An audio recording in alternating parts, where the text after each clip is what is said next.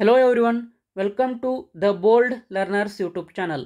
So ಈಗ ಈ ಒಂದು ವಿಡಿಯೋದಲ್ಲಿ ಕರ್ನಾಟಕ TET ಪರೀಕ್ಷೆಯಲ್ಲಿ ಬರುವಂತಹ ಪೇಪರ್ 1 ಪತ್ರಿಕೆಯನ್ನು BEd ಅಭ್ಯರ್ಥಿಗಳು ಬರಿಬೋದಾ ಅಥವಾ ಇಲ್ವಾ ಅನ್ನುವಂಥ ಏನು ಡೌಟ್ ಇತ್ತು, ಅದನ್ನು ಈಗ ಶಾಲಾ ಶಿಕ್ಷಣ ಇಲಾಖೆ ಒಂದು ತಿದ್ದುಪಡಿ ಅಧಿಸೂಚನೆಯನ್ನು ಹೊರಡಿಸುವ ಮುಖಾಂತರ ಕ್ಲಿಯರ್ ಮಾಡಿದೆ. ಹಾಗಾದರೆ ಈಗ ನಮ್ಮ ಶಾಲಾ ಶಿಕ್ಷಣ ಇಲಾಖೆ ಏನು ಮಾಹಿತಿಯನ್ನು ನೀಡಿದೆ ಅನ್ನುವಂಥದ್ದನ್ನು ಈ ಒಂದು ವಿಡಿಯೋದಲ್ಲಿ ನೋಡ್ತಾ ಹೋಗೋಣ. ಮೊದಲನೇದಾಗಿ ನಾನು ಈಗ ಕರ್ನಾಟಕ TET ನೋಟಿಫಿಕೇಷನ್ ಏನು 18/10/2025 ಬಂದಿತ್ತು, ಆ ನೋಟಿಫಿಕೇಷನನ್ನು ನಾನು ಈಗ ಓಪನ್ ಮಾಡಿದ್ದೀನಿ. ಸೊ ಇದರಲ್ಲಿ ಪೇಪರ್ 1ಗೆ ಇರುವಂತಹ ಕನಿಷ್ಠ ವಿದ್ಯಾರ್ಥಿಗಳನ್ನು ನೀಡಿದರು. ಹೌದಾ, ಇಲ್ಲಿ ನೀವು ನೋಡ್ಬೋದು ಪತ್ರಿಕೆ 1, ಓಕೆ, 1ರಿಂದ 5ನೇ ತರಗತಿಗಳಿಗೆ ಅಗತ್ಯವಿರುವ ಕನಿಷ್ಠ ವಿದ್ಯಾರ್ಹತೆ ಅಂತ ನೀಡಿದರು. ಇದರಲ್ಲಿ ಕೊನೆಯ ಪಾಯಿಂಟ್ ನೋಡಿ, ಇಲ್ಲಿ ಪದವಿಯಲ್ಲಿ ಕನಿಷ್ಠ 50% ಅಂಕಗಳನ್ನು ಗಳಿಸಿರಬೇಕು ಹಾಗೂ BEd ಪದವಿಯಲ್ಲಿ ತೇರ್ಗಡೆ ಹೊಂದಿರುವವರು ಅಥವಾ ಪ್ರವೇಶ ಪಡೆದು ಅಭ್ಯಾಸ ಮಾಡುತ್ತಿರುವ ಅಭ್ಯರ್ಥಿಗಳು ಅಂತ ನೀಡಿದರು. ಅಂದರೆ ಈ ಒಂದು ನೋಟಿಫಿಕೇಷನ್ ಪ್ರಕಾರ ಪೇಪರ್ 1 BEd ಅಭ್ಯರ್ಥಿಗಳು ಸಹ ಬರಿಬೋದು ಅಂತ ಇತ್ತು. ಓಕೆ, ಅಂದರೆ ಇದರಲ್ಲಿ BEd ಆದವರಿಗೆ ಪೇಪರ್ 1 ಸಹ ಬರಿಬೋದು, ಪೇಪರ್ 2 ಸಹ ಬರಿಬೋದು ಅಂತ ಹೇಳಿದರು. ಆದರೆ ನಾವು ಯಾವಾಗ ಈ ಒಂದು ಕರ್ನಾಟಕ TET ಪರೀಕ್ಷೆಗೆ ಅಪ್ಲಿಕೇಶನನ್ನು ಹಾಕ್ತಿದ್ವಿ, ಆವಾಗ ಏನಂತ ಬರ್ತಿತ್ತು ಅಂತಂದರೆ, ಇಲ್ಲಿ ನೋಡ್ಬೋದು ನೀವು, ಯಾವಾಗ ನಾವು ಪೇಪರ್ 1 ಸೆಲೆಕ್ಟ್ ಮಾಡಿದ್ದಾಗ ಅಲ್ಲಿ ಒಂದು ಇನ್ಫಾರ್ಮೇಷನ್ ಪಾಪಪ್ ಬರ್ತಿತ್ತು.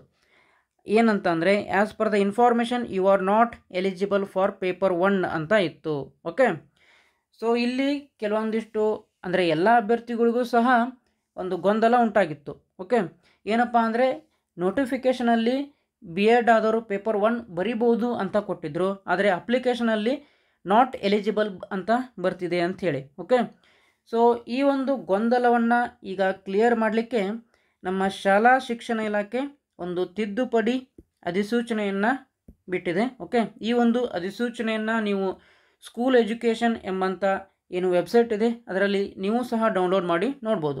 ಓಕೆ, ಇಲ್ಲಿ ಏನು ನೀಡಿದಾರಪ್ಪ ಮಾಹಿತಿ ಅಂತಂದರೆ, ಕರ್ನಾಟಕ ಶಿಕ್ಷಕರ ಅರ್ಹತಾ ಪರೀಕ್ಷೆ 2025 ಸಂಬಂಧ ದಿನಾಂಕ 18/10/2025 ಹೊರಡಿಸಲಾದ ಅಧಿಸೂಚನೆಯ ಪುಟ ಸಂಖ್ಯೆ 6ರಲ್ಲಿ ಪತ್ರಿಕೆ 1 ಅಂದರೆ 1ರಿಂದ 5ನೇ ತರಗತಿಗಳಿಗೆ ಅಗತ್ಯವಿರುವ ಕನಿಷ್ಠ ವಿದ್ಯಾರ್ಹತೆಯಲ್ಲಿನ ಕೊನೆಯ ಉಪಖಂಡಿಕೆಯಾದ ಪದವಿಯಲ್ಲಿ ಕನಿಷ್ಠ 50% ಅಂಕಗಳನ್ನು ಗಳಿಸಿರಬೇಕು ಹಾಗೂ BEd ಪದವಿಯಲ್ಲಿ ತೇರ್ಗಡೆ ಹೊಂದಿರುವವರು ಅಥವಾ ಪ್ರವೇಶ ಪಡೆದು ಅಭ್ಯಾಸ ಮಾಡುತ್ತಿರುವವರು ಅಭ್ಯರ್ಥಿಗಳು ಎಂದಿರುವುದನ್ನು ಹಿಂಪಡೆಯಲಾಗಿದೆ.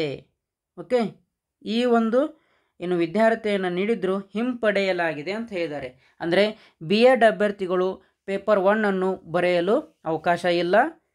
BEd ಅಭ್ಯರ್ಥಿಗಳು ಕೇವಲ ಪೇಪರ್ 2 ಮಾತ್ರ ಬರೀಲಿಕ್ಕೆ ಅವಕಾಶ ಇದೆ ಅಂಥೇಳಿ ಈ ಒಂದು ತಿದ್ದುಪಡಿ ಅಧಿಸೂಚನೆಯನ್ನು ಬಿಡುವ ಮುಖಾಂತರ BEd ಅಭ್ಯರ್ಥಿಗಳ ಡೌಟನ್ನು ಕ್ಲಿಯರ್ ಮಾಡಿದ್ದಾರೆ. ಓಕೆ, ಸೊ ಇನ್ನು ಮುಂದೆ ಯಾರೆಲ್ಲ ಅಪ್ಲಿಕೇಶನ್ ಹಾಕ್ತಿದ್ದೀರಾ, ಏನು ಗೊಂದಲಗಳನ್ನು ಇಟ್ಕೊಳ್ಳುವಂಥ ಅವಶ್ಯಕತೆ ಇಲ್ಲ. BEd ಆದವರು ಕೇವಲ ಪೇಪರ್ 2ಗೆ ಮಾತ್ರ ಎಲಿಜಿಬಲ್. ಓಕೆ, ಸೊ ಈಗಾಗಲೇ ನಮ್ಮ ಯೂಟ್ಯೂಬ್ ಚಾನಲಲ್ಲಿ ಈ ಒಂದು ಕರ್ನಾಟಕ TET ಪರೀಕ್ಷೆಗೆ ಹೇಗೆ ಆನ್ಲೈನ್ ಅಪ್ಲಿಕೇಶನ್ ಹಾಕೋದು ಅನ್ನುವಂಥದ್ದನ್ನು ಈಗಾಗಲೇ ಲೈವ್ ವಿಡಿಯೋವನ್ನು ಸಹ ನಾವು ಮಾಡಿದ್ದೇವೆ.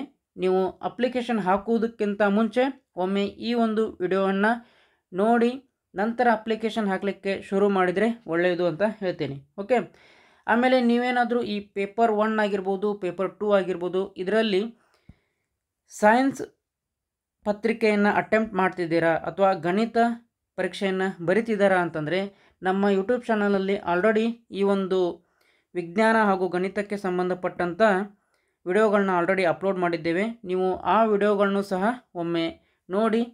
ಓಕೆ, ಇಷ್ಟ ಆದರೆ ಮಾತ್ರ ನಿಮ್ಮ ಸ್ನೇಹಿತರೊಂದಿಗೂ ಶೇರ್ ಮಾಡಿ ಅಂತ ಹೇಳ್ತಾ ಮತ್ತೆ ಮುಂದಿನ ವಿಡಿಯೋದಲ್ಲಿ ಸಿಗೋಣ.